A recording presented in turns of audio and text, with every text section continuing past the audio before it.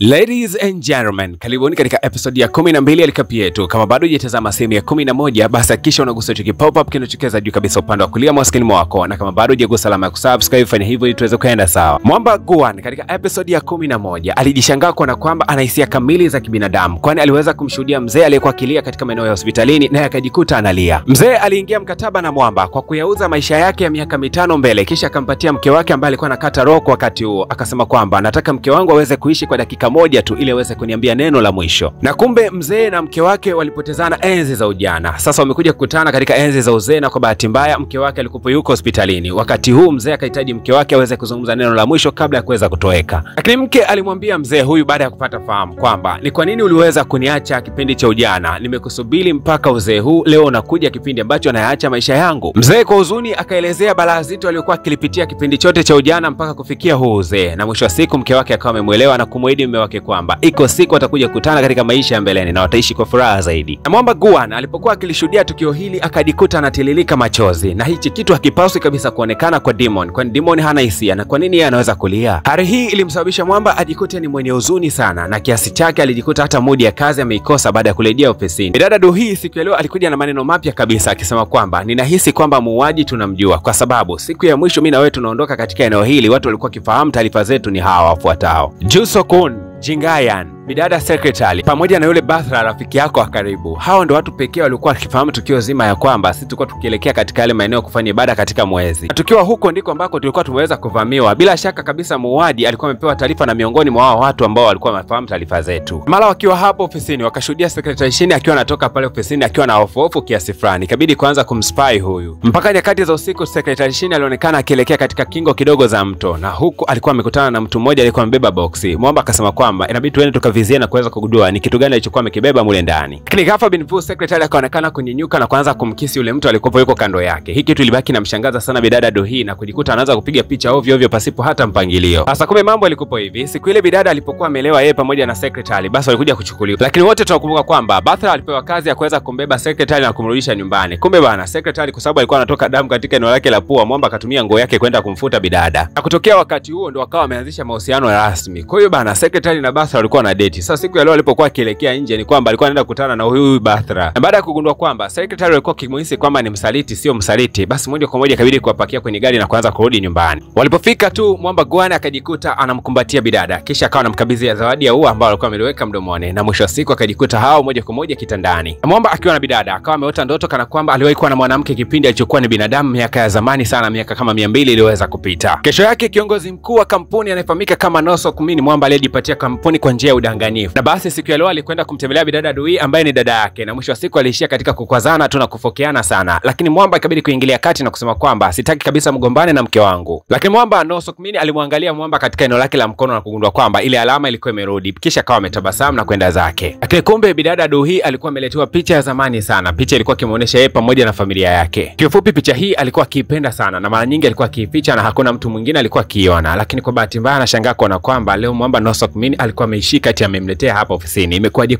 hii kitu? Bidada kwa huzuni sana akasema kwamba kila aliwahi kuwa jirani na mimi basi alijikuta tu anayapoteza maisha yake, ama kujilaumu kuwa jirani na mimi. Sijajua kwa ajili gani wewe upande wako imekuwa ni tofauti sana. Basi akawa anamuomba Mwamba aweze kumkumbatia angalau kupata furaha ya moyo wake, kisha moja kwa moja Mwamba akawa anamkumbatia Bidada. Bidada akaongezea kwa kumwambia kwamba anahitaji kuwa na wewe daima kuanzia leo mpaka siku za mbeleni. Na Mwamba akamwambia kwamba basi mapenzi yako yatakwenda kutimizwa kama ulivyoweza kuomba. Imekubalika hiyo. Mwamba Juso kidudu mtu wa penzi hili moja kwa moja siku leo alitimba katika kampuni hii ambayo Bidada Duhi anafanyia, na kwanza kusema kwamba unajua mimi siamini kabisa kama kuna mashetani katika dunia yetu hii. Alafu Duhi nisikize kitu kimoja, ni kwamba yule muuaji wewe kuweza kukuvizia haitoshi kwa wewe kuweza kuachilia mbali ule ulisi ambao ulikuwa unastahili katika kampuni. Hakikisha unapambania unajua. Bidada akasema wazi kabisa kwamba muuaji si kwamba alikuwa anamuua kwa sababu ya ulisi pekee, bali alikuwa ni tamaa sana kutaka kuweza kumwangamiza hata pasipo sababu nyingine yoyote. Basi baada ya kutoka hapo Mwamba Juso kumbuka kwamba anajipendekeza sana kwa Bidada kwa sababu ana mpango wa kuja kuwa na Bidada na kwa sababu anampenda. Moja kwa moja akaelekea katika ile familia ya Mwamba Nosok Mini, na huko akaanza kusema kwamba vipi mtoto wako wa kiume yuko wapi? Lakini huyu Nosok Mini akasema kwamba mtoto wake alikuwa amepata safari kidogo ya kibiashara, yuko nje ya nchi. Lakini wote tunajua kabisa kwamba mtoto wake aliweza kufariki katika ile ajali ya gari kipindi alipokuwa anajaribu kuweza kumuua Bidada Duhi. Lakini ili kuendelea na upelelezi wake akiwa katika maeneo ya bafuni akaanza kufungua milango fulani hivi ya chumba hiki, na kabla hajaweza kugundua kitu chochote Nosok Mini akawa amejitokeza na kusema kwamba unaelekea wapi? Na kisha Mwamba akawa ameweza kuondoka, kisha akachukua simu yake na kumpigia Bidada. Akamweleza kwamba nimeweza kukiona kitabu cha Brew fulani hivi hivi kiko katika chumba cha siri cha Mwamba na Sokmin. Inaonekana kwamba jamaa huenda anajua siri nyingi sana kuhusiana na mashetani. Kumbe Mwamba Jusok anajua kwamba yuko free. Kumbe bana na Sokmin alikuwa ametega kamera kila sehemu na anashuhudia kila kitu ambacho kinaendelea. Akagundua kwamba kumbe wewe ndio unatoa taarifa zangu. Asante sana bwana mdogo. Basi mzee na Sokmin, kumbe bana mtoto wake alikuwa hajafa katika ile ajali. Alikuwa amehifadhiwa katika hospitali fulani. Kisha akamwambia kwamba unatakiwa kwenda kukili wazi mbele ya watu kwamba wewe ndio uliweza kumuua mama yetu, lakini pia wewe ndio ambaye uliweza kufanya jaribio la kuweza kumuua bidada Duhi. Akamwambia wazi kwamba nakuahidi kama utafanya hivyo basi sitoweza kutelekeza kama ambavyo nilikuwa nimekuahidi, bali utakuwa ni mtoto wangu wa kawaida kabisa ambaye nitakuwa niishi na wewe kwa upendo kabisa. Basi hii inaonyesha kwamba na Dojung amekuwa akikataliwa sana katika hii familia na amekuwa akipambana kuwa sehemu ya hii familia. Mwisho wa siku bana akaamua kwenda kituo cha polisi kwenda kukili wazi kila kitu ambacho ameweza kuambiwa akakili. Wakati huo Mwamba Guan pamoja na bidada Duhi walikuwa wameteleport ama kutokea katika eneo hili. Dada moja kwa moja akaanza kumuuliza ni nani ambaye aliweza kumuua mama. Kumbuka kwamba wao waonekani kabisa katika kamera za CCTV. Kwa Mwamba atakuwa anaonekana anaongea peke yake tu. Kindo Dojang akasema kwamba mimi nilikuwa nikifuata maelekezo tu. Walipoulizwa ni nani alikuwa akikuelekeza, akajifanya kana kwamba amekuwa kichana, kwanza kusema bana mimi sijui bana, mimi nilikuwa nafuata maelekezo tu. Na baada ya kutoka kituo cha polisi walielekea nyumbani. Huku walipokuwa wamelala, Mwamba Guan akaanza kumuona tena yule mwanamke ambaye anamuotaga katika ndoto japokuwa hamjui ni nani. Na hichi ni kipindi ambacho yeye alikuwaga ni binadamu. Mara ghafla akashangaa kwamba eti alichomoa upanga na kisha akaweza kumuua huyo mwanamke ambaye katika shingo yake alikuwa na kidani fulani chenye alama ya msalaba. Na sura ya mwanamke yule ilikuwa ikifanana sana na sura ya bidada Duhi. Akaanza kujishangaa na kuona kwamba hivi yeye amewahi kumuua bidada Duhi katika miaka 200 iliyoweza kupita nyuma au imekaa vipi kitu. Wakati huo alikuwaga yeye ni mtoto wa mwamba mmoja hivi ambaye ni mtajiri sana anayefahamika kama Soi. Na alikuwa anaheshimika na kupendwa sana na wanakijiji. Kipindi hicho bidada Duhi alikuwaga ni dancer fulani ambaye anatumia sana mapanga katika kudance kwake. Lakini pia Mwamba alikuwa akipenda sana kwenda kumsomea bidada story hivi, na pindi anapozisoma zile story basi bidada akawa na dance. Na kadri siku zinazozidi kwenda wakazidi kukutana tu na kusomewa story huku bidada akiendelea kuchezea upanga. Mwisho wa siku Mwamba akajikuta kuwa ameweza kudevelop feeling. Yaani nikimaanisha alianza kumpenda bidada. Na siku hiyo hawakurudi kabisa nyumbani mpaka katika usiku mzito sana wenye kiza. Na moja kwa moja Mwamba alikuwa akimuuliza bidada kwamba kwani umetokea mjini na kuja huku kijijini? Lakini bidada akasema kwamba nimeweza kukimbia kushindana katika mashindano fulani ambayo mimi sihitaji kabisa. Lakini bidada akaongezea kwamba nilikimbia mjini nimekikimbia kifo ndio maana nimekuja huku kijijini. Wakati huu mdudu mmoja hivi anayewakawaka akawa amepita katika mita hiyo. Mwamba akaenda kumkamata yule mdudu na mara ghafla wadudu wengi sana wakajitokeza katika anga. Mwisho wa siku Mwamba akaamua kumfungukia bidada kwamba anampenda sana na ametokea kuvutiwa naye. Na jamaa alipoona kwamba bidada ni kama hamuelewi akamwambia kwamba mimi nataka nikooe kabisa. Lakini bidada ya Duhi wa kipindi hicho anasema kwamba niliweza kushuhudia jambo la ajabu sana huko mjini, kipindi ambapo watu fulani waliweza kupendana na mwisho wa siku akawa na mwisho mbaya sana katika ule mchezo wetu wa kucheza. Na baada ya hapo bidada akagundua kwamba upendo hauwezi kuwasaidia watu bali unawafanya watu kuwa dhaifu zaidi. Baada ya kuyasema hayo akasema kwamba sidhani kama atakupa yuko tayari kuolewa na ujamaa kwa kipindi hiki. Lakini Mwamba akamsimamisha bidada na kumwambia kwamba upendo unaweza kuwasaidia watu na sio kuwa dhaifu. Lakini kumbe bidada hofu yake nyingine ilikuwa ni kwamba huyu jamaa anatokea katika familia ya kitajiri sana na yeye anatokea katika familia ya kimaskini, kitu ambacho kina matabaka makubwa sana na hayaruhusiwi kabisa kufungamana katika kipindi hicho. Kesho yake tena Mwamba akatimba kwa bidada na kisha akamletea kitabu kinachoonyesha kwamba binadamu wote ni sawa, haijalishi wana kipato cha namna gani, wote ni sawa na wanaweza kuungana kwa pamoja. Basi ikabidi wote kwa pamoja wao waanze kukisoma kile kitabu ili kuweza kukielewa zaidi, kwa sababu pindi utakapomaliza ukisoma kitabu hiki huenda utapata maana na namna ambapo wao wanaweza kuoana. Na ukaribu wa wawili hawa mwisho wa siku kapelekea wafanyakazi kwenda kupeleka taarifa kwa kiongozi mkuu ambaye ndio baba yule Mwamba ambaye ni handsome ambaye anatoka na ubidada kwa wakati huu. Hizi taarifa hazikuwa nzuri kabisa kwa huyu kiongozi. Alikasirika sana kuna kwamba kuna mtoto wa kimaskini ameweza kuingilia ndani ya familia yake. Upande wa siku yake ya kesho Mwamba alikuwa amemtembelea bidada na kumwambia kwamba hebu chukua hichi kidani chenye msalaba na kisha moja kwa moja uelekee mjini. Akamwambia bidada aende akashiriki mashindano alikuwa ameweza kuyakimbia, lakini akamwambia kwamba kila wakati uvae msalaba huu mpaka utakapokuwa umeweza kurejea. Mpango wa mzee wake na Mwamba katika kumwangamiza bidada ukawa umeweza kutimia. Na siku zilipoweza kufika za bidada kurejea kutokea mjini, basi aliweza kuvamiwa na moja kwa moja akawa amekamatwa. Na Mwamba alipokuwa anaelekea katika eneo ambalo bidada ameweza kukamatwa, alikuta amechelewa kidogo kwani bidada alikuwa ameweza kupigwa upanga, akapoteza maisha mbele ya macho yake. Na lile neno ambalo bidada alikuwa amelisema kwamba upendo unasababisha watu kuwa dhaifu sio kuwaokoa, lakini ndio ukawa umetimia msemo huo kwa wakati huo, kwa sababu yeye alikuwa dhaifu na akamficha Mwamba na mwisho wa siku anakufa siku ya leo. Na kutokea siku hiyo Mwamba ndio akabadilika na kuwa shetani, akawaua watu wote walikuwepo wapo kando yake. Na baada ya Mwamba kuua wale wote waliweza kumuua bidada, kisha akasema kwamba najiua, lakini kama kuna sehemu inaitwa mbingu katika maisha yangu sitaki kukanyaga katika sehemu hiyo hata kidogo. Jamaa akashtuka kutokea katika usingizi mara baada ya kuota ndoto hiyo ya kutisha. Mwamba alimtazama bidada akagundua kwamba yeye ndio alikuwa sababu ya bidada kuweza kupoteza maisha katika kipindi kilichoweza kupita, lakini bidada ambaye kujitoa sadaka kwa ajili yake. Basi moja kwa moja akaelekea kwa yule mwanamke ambaye anajua mambo mengi sana kumhusu. Alipofika tu swali lilikuwa ni moja, ni kwa nini uliweza kunibadilisha mimi kuwa shetani kwa kipindi kile. Unadhani mwanamama ana sababu kamili ambayo inajieleza ili kuweza kumwambia jamani kwa nini anaweza kumbadilisha kuwa shetani? Bana, tukutane katika episode ya 13 ya recap yetu nzuri. Kama bado hujagusa alama ya kusubscribe na alama ya kulike, basi ni vyema kufanya hivyo mapema, kwa sababu muziki unakwenda kujili basi ni balaa na nusu.